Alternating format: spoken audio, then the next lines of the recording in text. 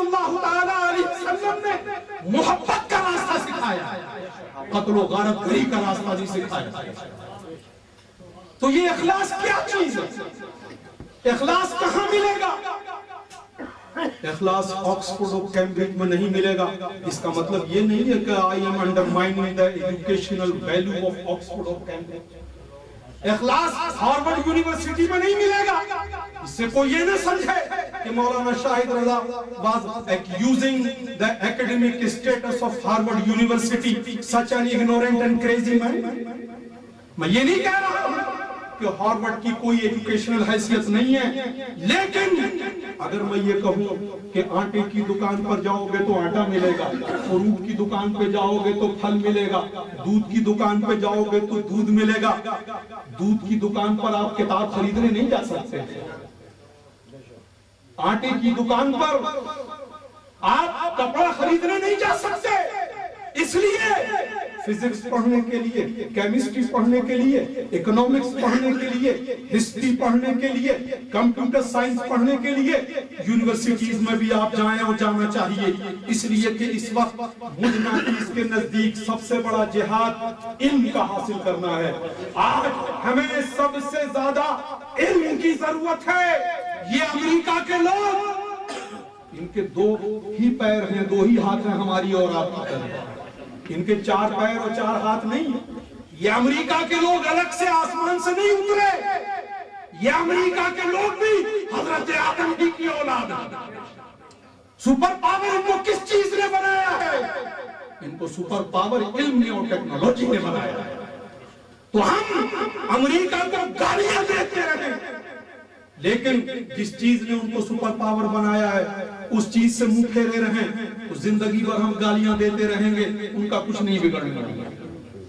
Let us accept this reality۔ ہمیں حقائق کو سمجھنا چاہیے اور ماننا چاہیے۔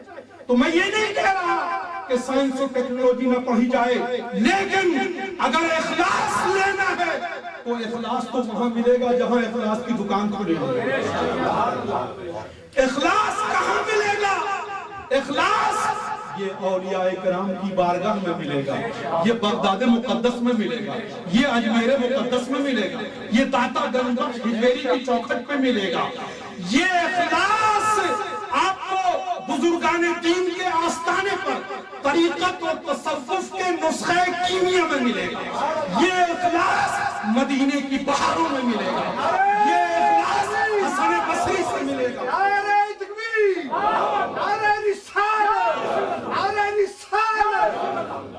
یہ اخلاص اولیاء کرام کی غلامی میں ملے گا۔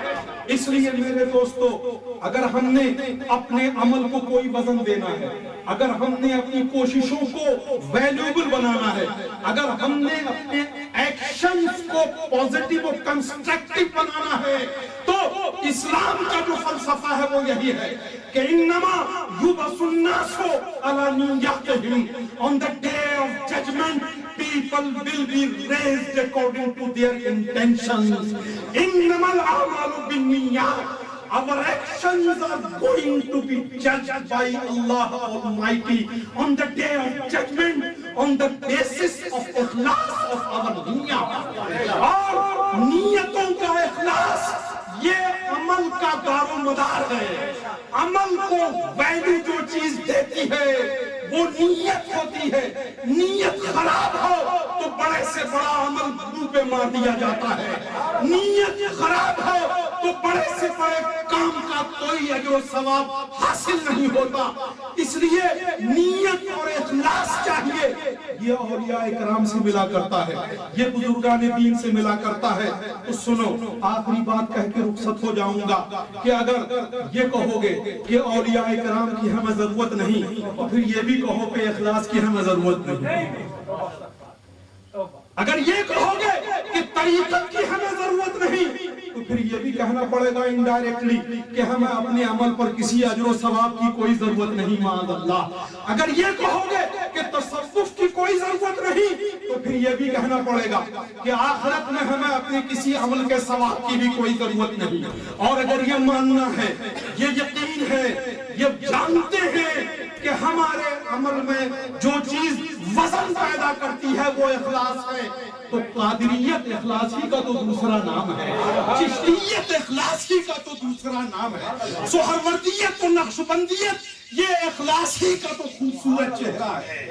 اس لیے اخلاص میں اور ولایت میں, اخلاص میں اور تصوف و طریقت میں, اخلاص اور نیک نیتی اور اولیاء کرام کی تعلیمات میں کوئی کانفلکٹ نہیں ہے, کوئی تضاد نہیں ہے.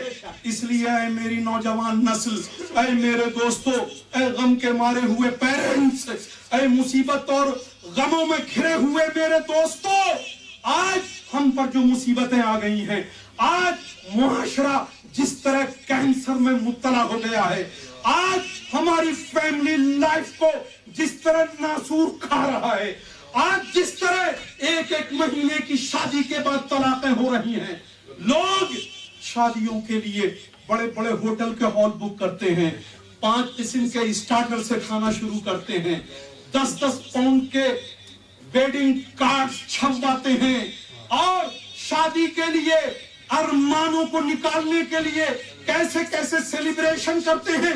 شادی ہوئی 10 دن کے بعد بیٹی روٹ کر گھر آ گئی, شریعہ کونسل کو فون کیے جا رہے ہیں, میری بیٹی کو طلاق چاہیے.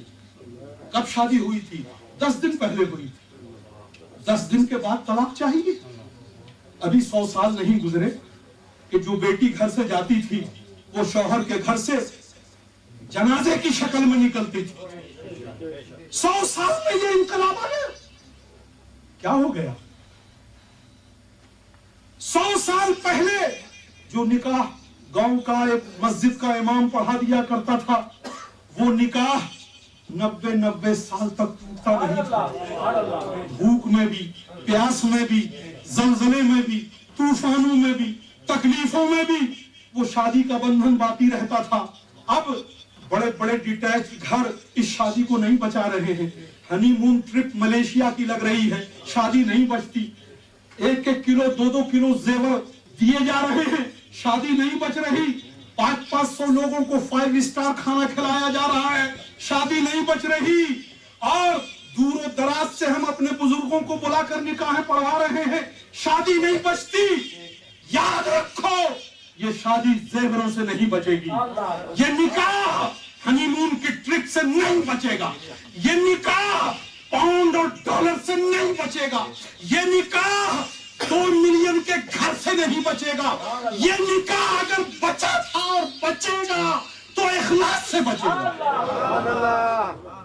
یہ اخلاص ختم ہو گیا ہے, تو نکاح کو بچانے کے لیے ساری ریسیپی موجود ہے. شادیاں ختم ہو رہی ہیں, ٹوٹ رہی ہیں. اخلاص is the key for our social life.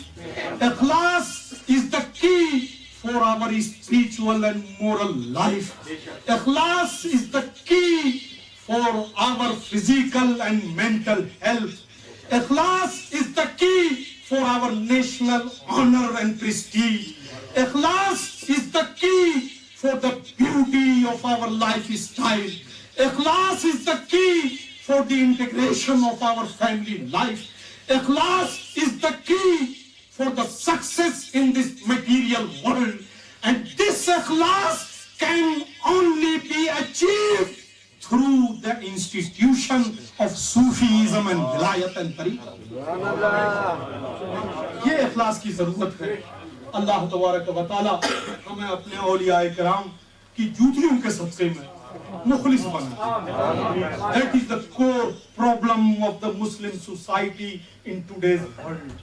That we have got so many things, but we are deprived of ikhlas and sincerity of our niyyah. So let us try to overcome this problem through reviving our affiliation with this great spiritual institution of Tasawwuf and Tariqah. Ameen. وَمَا عَلَيْنَا إِلَّا الْبَلَاغُ.